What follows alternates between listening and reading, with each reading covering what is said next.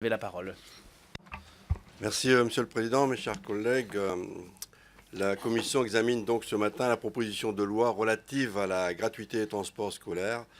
Si d'autres commissions auraient pu être saisies de ce texte qui a trait au transport, il me semble particulièrement utile que ce soit la Commission des affaires culturelles et de l'éducation qui ait la tâche de se prononcer sur ces articles.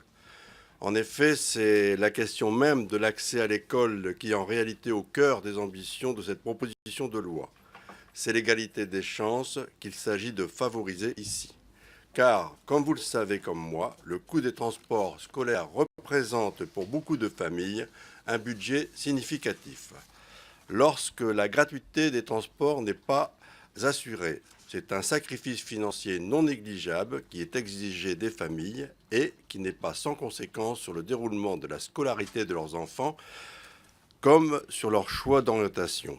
Je pense notamment aux lycées professionnels qui sont généralement éloignés des domiciles des élèves et qui génèrent de ce fait des coûts supplémentaires, notamment l'internat et le transport, qui peuvent faire échec à un projet scolaire et professionnel. C'est donc l'égal accès au service public de l'éducation qui est ici en jeu. L'école est gratuite, de la maternelle à la classe préparatoire, et nous considérons tout cela comme un acquis social. Mais nous pouvons encore aller plus loin dans le prolongement de ce principe qui figure au préambule de la Constitution de 1946 et assurer la traduction complète de ce principe de gratuité en l'appliquant au transport scolaire. Permettre à chaque enfant d'accéder à son lieu d'enseignement, au moins jusqu'à ce qu'il atteigne l'âge où la scolarisation n'est plus obligatoire, cela revient presque, de mon point de vue, à combler un vide juridique. Bien sûr, les apprentis doivent être également concernés par cette mesure.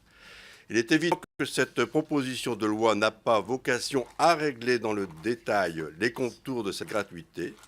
Nous pouvons toutefois débattre entre nous de certains points qu'il faudra trancher au niveau réglementaire ou local. Je pense particulièrement à partir de quelle distance entre le domicile et l'école peut-on bénéficier du transport scolaire gratuit.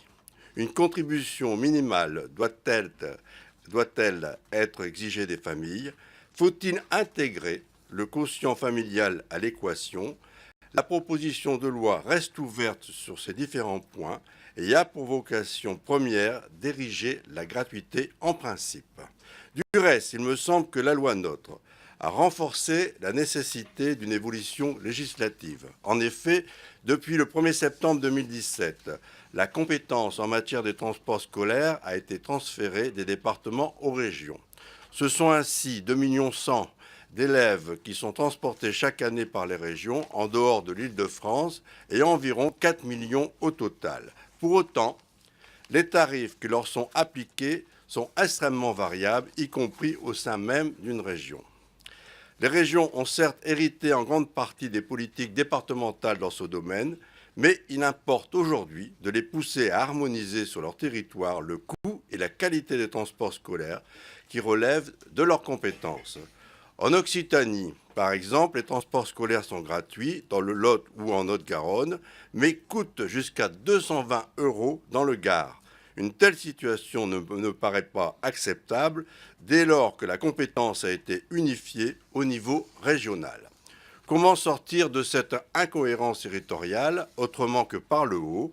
En rendant les transports scolaires gratuits sur l'ensemble du territoire. Il faut profiter de la convergence territoriale que les régions vont bientôt s'attacher à rechercher pour assurer la gratuité des transports sur l'ensemble de leur territoire, comme l'a fait la région Centre-Val de Loire. Bien sûr, une fois que l'on a fait ce choix, la question du financement d'une telle mesure se pose. Les transports scolaires coûtent ainsi entre 600 et 1 100 € par enfant et par an à chaque région. Les rendre gratuits aura dans certains territoires des conséquences financières importantes, et ce d'autant plus que la TVA ne pourra plus être récupérée sur un service qui sera devenu gratuit. La perte est donc double pour les collectivités qui font aujourd'hui le choix de la gratuité totale. Elles perdent à la fois les recettes, mais également la TVA. L'article 3 de la proposition de loi offre une première piste pour compenser les effets de la gratuité des transports scolaires. Il généralise le versement destiné au transport sur l'ensemble du territoire et crée une part régionale spécifiquement affectée au financement des transports régionaux. Cette ressource dynamique, qui n'est pas sans lien avec la démographie du territoire, est d'ores et déjà affectée au financement des transports, y compris au niveau régional. En Île-de-France, y compris au niveau régional en Île-de-France, c'est pourquoi il me semble judicieux de l'étendre à l'ensemble des régions. La question de la TVA se pose également avec une certaine acuité et j'interpellerai à ce propos le gouvernement en séance à ce sujet. Comme vous le savez, les services fiscaux considèrent aujourd'hui que l'on ne peut pas récupérer la TVA sur une activité de transport scolaire lorsque la participation des usagers est inférieure à 10% du coût de revient.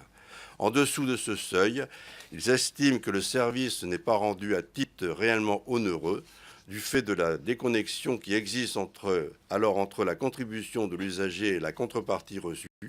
Beaucoup d'acteurs demandent à ce que ce seuil soit abaissé à 5%, car pour un transport qui coûte entre 800 et 1000 euros environ par an et par enfant, 80 ou 100 euros représentent encore une somme trop importante à la charge des familles. Je déposerai donc un amendement en ce sens d'ici la séance publique.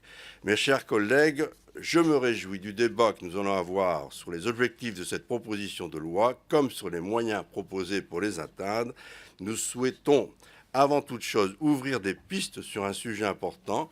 Et j'ai la conviction que la proposition de loi, dans le but qu'elle poursuit, ne pourra que trouver un écho favorable auprès des membres de cette commission.